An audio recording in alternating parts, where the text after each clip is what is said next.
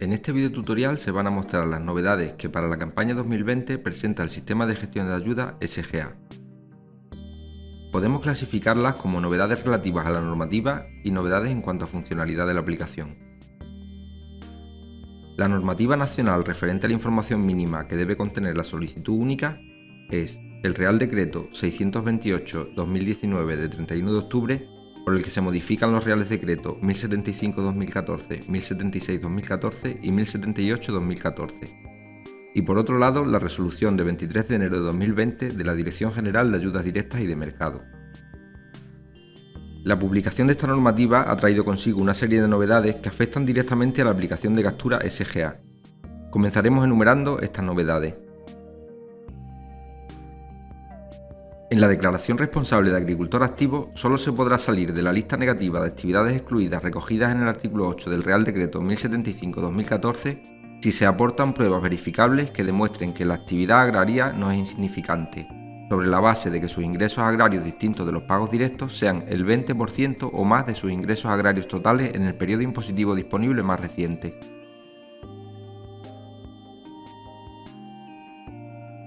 Para jóvenes agricultores se flexibiliza la primera instalación. Si se tiene prueba fehaciente de que se ha ejercido como responsable de la explotación con anterioridad a la fecha de alta en el régimen de la Seguridad Social, se podrá tomar esta otra fecha como la de instalación, si bien en estos casos será necesario que posteriormente a dicha fecha se haya producido el alta en el régimen de la Seguridad Social correspondiente a la actividad agraria que determine su incorporación. Habrá que adjuntar en este caso la documentación acreditativa de la fecha en que comenzó el ejercicio como jefe de la explotación.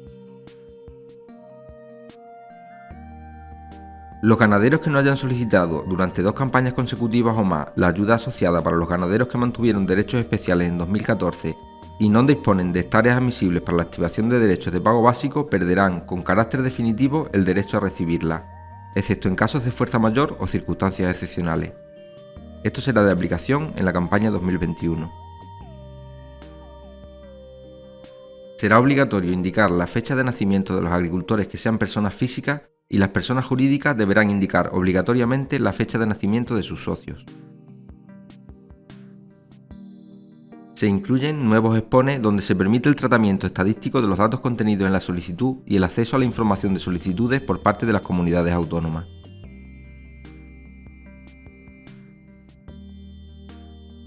En el caso de superficies de frutales, cuando la superficie declarada en el recinto sea mayor a 0,1 hectárea, se indicará la especie, la variedad y el año de plantación. En el impreso Detalle de variedades por recinto disponemos de un filtro avanzado que permite, del total de cultivos declarados, filtrar por frutales para consignar el porcentaje de cada variedad.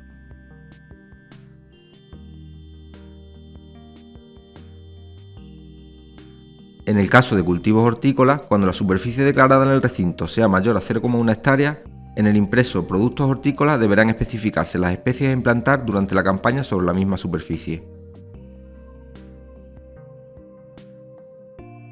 Todas las superficies de barbecho que pretendan computarse como de interés ecológico no deberán haber estado precedidas en la campaña anterior por ningún cultivo fijador de nitrógeno de los incluidos en el listado correspondiente, con independencia de que dicho cultivo hubiera computado o no como superficie de interés ecológico en el año anterior.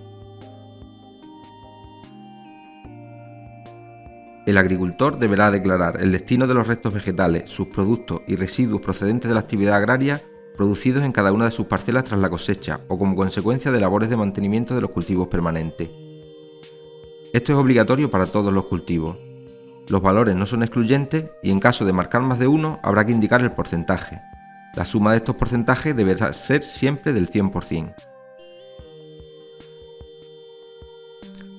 Se modifica el reglamento para permitir a las comunidades autónomas efectuar controles por monitorización. Se modifican los plazos de modificación de solicitudes, permitiendo a las comunidades autónomas ampliarlos en caso de ampliar también los de la solicitud única, y estableciéndose los plazos para los agricultores sujetos a controles por monitorización. Se amplía el listado de especies ricas en polen y néctar admitidas para que una superficie sea considerada como barbecho melífero en la campaña de la PAC 2020. Además de las novedades ya citadas, el Real Decreto 628/2019 establece la obligatoriedad de que en la solicitud única se recoja nueva información para su uso por parte del Instituto Nacional de Estadística. Se introduce un recordatorio sobre la obligatoriedad de cumplimentar correctamente el impreso INE. Se podrá indicar si el jefe de explotación comparte la responsabilidad con un familiar y, en caso afirmativo, si este es su cónyuge. Si este fuera el caso, saldrá un aviso informando sobre la posibilidad de beneficiarse de las ventajas de la titularidad compartida. Aparece un nuevo rango en el porcentaje de jornadas anuales de trabajo agrario para el caso de que sea igual al 50%. Además, dentro de la información requerida por el Instituto Nacional de Estadística, será obligatorio indicar también el sistema de cultivo en trufa, en este caso con valor único aire libre, en cultivos permanentes, aromáticas y vivero. Será también obligatorio cumplimentar el destino de producción cuando se trate de un viñedo de vinificación, siendo los posibles valores uvas de vinificación para vinos con denominación de origen protegida, uvas de vinificación para vinos con indicación geográfica protegida y uvas de vinificación para otros vinos. Si se declara algún cultivo secundario, se deberá consignar la nueva columna Destino de producción secundario. También, como dato requerido por el Instituto Nacional de Estadística, se ha añadido la columna Certificado ecológico, de obligado cumplimiento cuando se marca producción ecológica. Los posibles valores son no certificado, certificado y certificado en conversión. El contenido de este bloque no afecta a la gestión de la solicitud. No obstante, su cumplimentación es obligatoria. Con los datos proporcionados, el INE realizará el Censo Agrario 2020. En cuanto a las dudas que puedan surgir en referencia a los datos solicitados por el INE, se ha puesto a disposición de los usuarios un enlace al apartado de su página web en el que se incluye un documento metodológico con las preguntas y respuestas más frecuentes. Hay además un formulario de contacto, de modo que las nuevas dudas que surjan serán respondidas por el INE de forma directa. Independientemente de las novedades en la aplicación SGA Captura derivadas de la implantación de la nueva normativa, esta ha sufrido otra serie de modificaciones derivadas del propio desarrollo de la misma, tanto en su componente alfanumérico como gráfico. A continuación, enumeramos dichas novedades comenzando por el componente alfanumérico de la aplicación. En el filtro de solicitudes, además de la fecha de registro, se incluye la hora en que se presentó la solicitud. También en filtro de solicitudes aparece la nueva casilla Última solicitud presentada, tanto en la ventana de edición de la solicitud como en la de consulta. Esta opción permite a la hora de realizar una consulta mostrar la última solicitud que se presentó. Una vez dentro de la solicitud nos encontramos el botón Volver, que permite volver directamente al apartado de filtros de consulta, mostrando el último filtro realizado. Ojo porque este botón hace que se salga de la solicitud y devuelve directamente al último filtro realizado. Como ya hemos visto, será obligatorio consignar la fecha de nacimiento del solicitante o los socios en el apartado correspondiente. Además, si se han marcado los dos autorizas del apartado Comunicación correo electrónico SMS, será obligatorio también incluir los datos de email y teléfono. En caso contrario, saltará un error al finalizar la solicitud.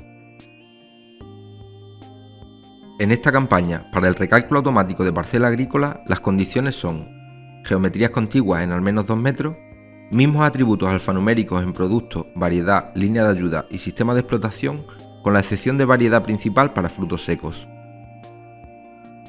En el impreso documentación, a la hora de añadir nuevos documentos, nos vamos a encontrar que en esta campaña desaparece el campo Estado del documento. Además, la fecha del documento se autorrellenará con la fecha en la que se genere el documento. En el impreso datos adicionales, además de los dos expones ya citados en las novedades relativas a la normativa, se han incluido dos nuevas autorizaciones. Un autoriza relativo a la notificación electrónica a través del sistema Notifica de la Junta de Andalucía y otro para recibir avisos de las apps de SGA. En relación con la solicitud de pago por reverdecimiento, se ha modificado el párrafo del primer check y se ha eliminado la referencia que hacía alusión al control de cultivos mediante la comparación de imágenes geoespaciales de diferentes campañas. En cuanto a la recuperación de datos, existen también varias novedades. Por un lado, en el impreso documentación se recuperarán las marcas de documentos entregados en papel para la misma campaña.